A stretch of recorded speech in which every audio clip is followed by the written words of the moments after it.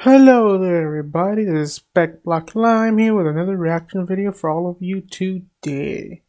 And this time, we're doing I think another video from the channel MrBallen. Am I saying it right? I think that's how it's said. Like I said, if I said it wrong, I'll correct myself in the future. And just I'm gonna give you a heads up message, I might have sent in a few videos, but you guys should know it. This is a reaction channel. Is it perfect? No. And this is a reaction video. If you guys want to watch the original, I'll probably put a link down below to the channel and everything. And if you don't want to hear me talking over it, that's the point though. This is a reaction. The original, if you want to watch it without having someone talking over it, it exists there. So go watch it there. And hopefully you can come back here. The video, this one is titled The Russian Sleep Experiment, aka the most horrifying experiment in human history. Which, if I remember correctly, it's a kind of creepypasta, or was it? I don't know what other name they have for it. That's the one name I remember always. It's supposed to be like creepy story, scary story. It's one of those stories that comes out of that timeline between World War II to the Cold War, where they like to write kind of crazy science fiction or even weird magical stuff involving that timeline. And this is one of those stories that is written in a certain interesting way that it seems like in a weird parallel world, maybe it happened. No, I don't think in this world, but in parallel world, it probably happened. Or it seems so crazily kind of connected, it seems like it might have been something real. But anyways, before I go on my tangent, I think I've seen like something about this in another video, maybe even read, not the main story or the original, but something about it. I don't remember exactly everything, but I want to see the interpretation that MrBallen gives on this video, so maybe I'll watch a different version of it somewhere else to see how they interpret it. But for now, let's just go with this. Let's get on to the video before it gets any longer. Here we go. It turned out that he had physically torn his vocal cords from screaming incessantly. I don't actually know if that picture's actually connected to the original story. I think it's sort of connected, but I don't remember. To keep their soldiers awake longer. And so they I don't know if the original writer also did art for it, or someone did art. To test the effects of extreme sleep deprivation. And so what they did is they rounded up 5 prisoners of war and offered them their freedom if they went through this experiment, which I can tell you went sideways. And so the way it worked is that's one of the story parts. The sealed gas chamber that continuously was going to administer this stimulant gas. It was an experimental stimulant gas. This is not something they knew much about, but they were fairly confident that it wouldn't kill them and that it would keep them awake.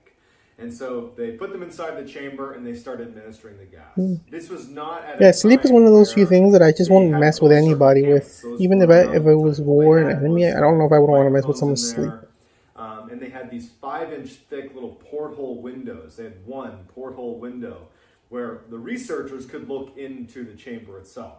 So the experiment begins, and really for the first 3-4 days, everything was pretty normal. At about the day 4 mark, the researchers started to notice a change in what they were discussing, the subjects.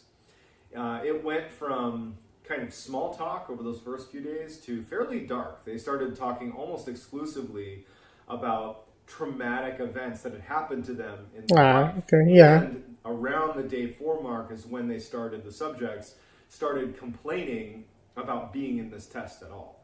The first few days it was filled with some optimism that this was their ticket out of the terrible situation they were in. And then it really turned into... Especially in Russia, being a prisoner, I think it was rough. On the day 6 mark, the subjects stopped talking to each other completely. They became paranoid of the other subjects, and they went to their own sections of the chamber. And in the chamber, they had places to sit. There was food, there was water, there was a bathroom. There was books in there to read. They kind of took up space inside of the chamber.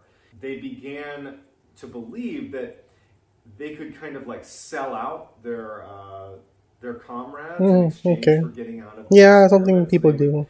One by one, come up to the porthole. I know people try to criticize you, like, you can't blame them. Sometimes when you suffer too much, there's just a limit sometimes. Whispering these kind of imagined defenses of the other subjects to try to get them in trouble in exchange for being released from this experiment, which, that didn't do anything. The researchers, they didn't care what they said. They just listened and watched. After 9 days, the experiment took a significant turn for the worst. It was the morning of I think it was the 10th day, where the screaming began. One of the test subjects began screaming. And at this point, everybody is totally segregated. They're not talking to each other. They're muttering and whispering. And one of them just starts screaming. And so for 3 hours, they watch him scream at the top of his lungs and run back and forth across this little chamber until he stopped screaming, but he's still running. And they could kind of pick up on the microphone that he was still making sound, but it was like these little squeaks. It turned out that he had physically torn his vocal cords from screaming incessantly. The other subjects didn't react to the screaming at all. It was like it wasn't happening, but they're in this confined space, right? It's so loud in there.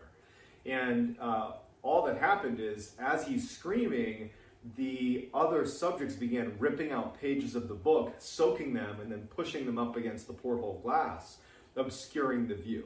So by the time the subject who had torn his vocal cords stopped, by the time he tore his vocal cords, and went quiet, the researchers couldn't actually see into the chamber anymore.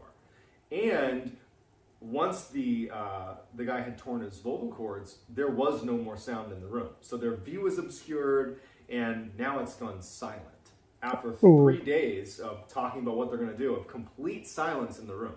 Like, they can't see in, it's silent. They're monitoring the oxygen levels in the room, and based on oxygen consumption in the room, apparently they could tell that there were people in there, probably at least 4 or 5, that were breathing oxygen because it was being consumed. They're still alive in there. They believed they were alive, but after 3 days, but they obviously don't know what's happening. It didn't make any sense.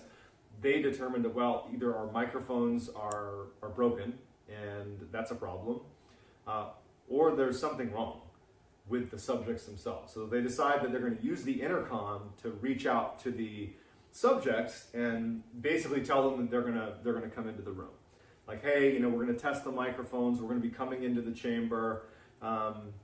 You need to lay on the ground and not interact with us. If you comply, we will offer one of you immediate release and freedom. So there's silence after they use the intercom. They decide to do that. They talk through the intercom, and one of the subjects, now to this point again, for 3 days it's been silent. And one of the subjects, clear as can be, talks into the microphone and just says, "We no longer want to be freed." And so the researchers were like, okay, I guess they're alive and our microphones work, so they don't go in. They stay out of the chamber. Silence continues all the way up until the 15th day because, the window's still obscured. The subjects are not speaking, they're not muttering, they're not whispering, it's just silence. And on the 15th day... But that's also the unrealistic part, because how would they be quiet for that long? The experiment was over. And so what they did is they flushed the room of the stimulant. Like, how many were there? 5 people?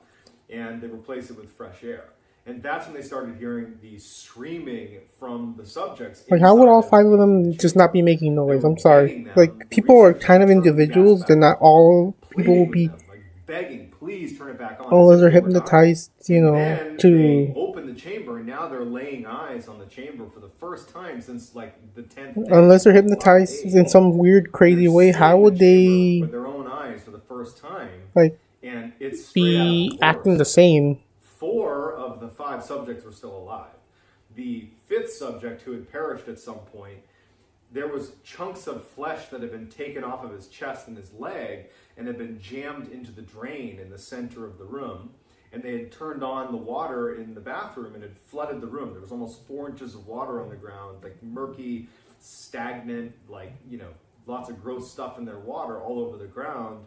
And there's this dead subject. And all 4 of them have also, there's chunks of their own flesh that's been ripped off of their body. Oh. And it was later determined that it was self-inflicted, these chunks of meat that had been pulled off of them. And it was not by teeth either, it was by hand. And also they were eating it. So they were ripping off pieces of their body and eating it. The food That's an storage that was interesting down there hadn't been thing. touched in days. It They was didn't hurt like they each had other. They all they hurt completely lost their themselves. mind and began eating themselves. These subjects did not want to leave the chamber. They just continued to beg for the gas to be turned back on. And so finally they brought in some soldiers to actually extract the living subjects out of the chamber, but they fought so aggressively to stay there. And in fact, one of the subjects jumped up and bit the neck of one of the soldiers, and he actually bled to death. Also, one of the subjects in the struggle, his spleen ruptured and he bled to death. So now you have two casualties just getting them out of the room. They finally get That's crazy. the three remaining subjects, living subjects, out of the room, and they heavily restrain them. They bring them to a medical facility because they need to go under surgery because they've had chunks of their own flesh ripped off. Yeah, I mean, that's crazy. And the most injured of the three is immediately brought into surgery, while the other two were just kind of held in a holding room.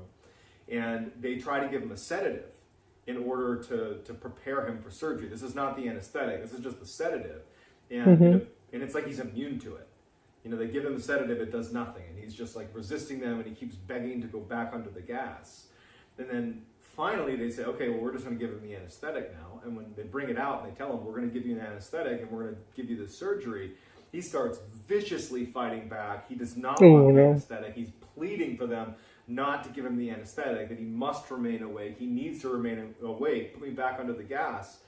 And in his struggle to not have the anesthetic given to him, he manages to tear one of the leather straps that was holding him down. So like an extreme amount of force.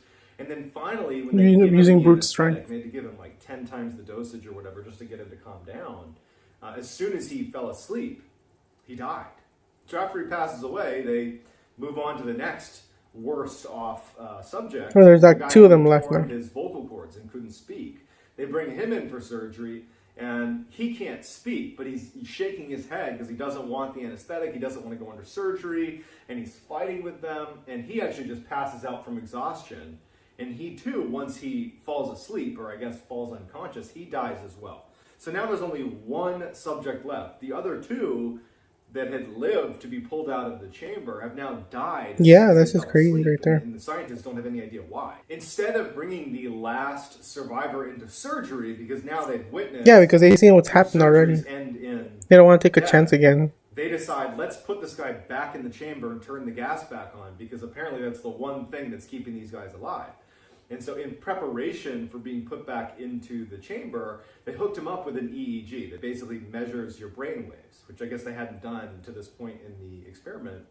And so they put him in there, and the scientists are watching the readout of the EEG, and they noticed that like his lines would just, you know, inexplicably flatline and then go back to you know, up and down and then flatline again. Oh, that's weird. One of them had the wherewithal to look at the subject as it's flatlining, and they could see that every time he closed his eyes, it was like he was micro-sleeping, like these little blinks. Basically, every time he fell asleep for like a fraction of a second, it was like he was suffering a brain death over and over and over again. And as they're monitoring this, and they know what just happened to the other two. They died when they fell asleep. They're trying to rush. They're trying to change the way they're doing the steps so it doesn't happen. He eventually succumbs and falls asleep. And they can see, before he ultimately dies, that initially when he finally fell asleep, the EEG showed that he had fallen into a deep sleep. And then he flatlined and his heart stopped and he died. All of the subjects died, and no one really knows what killed them. Was it the sleep deprivation? Was it the gas? It could be a mixture. I think this is a little different from one of the stories, because I think there's a little bit of variations in it. Now, this is actually just a story. And there's no evidence to suggest... There we go, yeah, creepypasta. But during that time frame in the 40s, during World War II, there were known cases of horrific, unethical human experimentation. Yeah. Like you know, by many countries. Japanese, that awful Unit 731. Yes, that's one. Googling that unless you got a really strong stomach.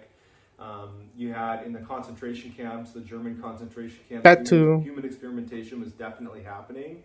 And obviously Germany and this is like like I said, this story is kind of like basing off. Yeah, it's more it exaggerates certain things, but it does tell like the truth of what happened during that timeline. The Russian sleep experiment is not true.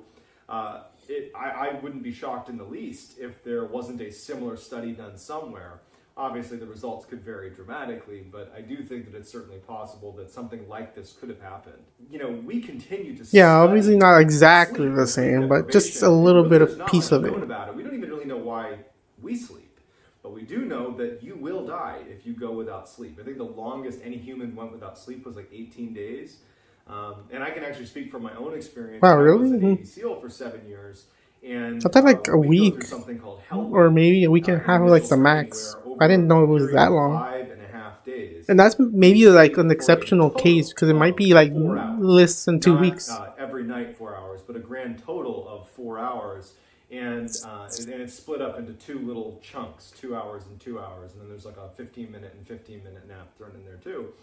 And you really just lose your mind. Yeah, military training, depending on what level, yeah, things you need to get used to. That when I was around my classmates, That's interesting, their though. head would turn into a big Rubik's Cube and start flipping around, and even Sorry, I when just I was want to right next to time. them, their head would still be flopping around like a Rubik's Cube.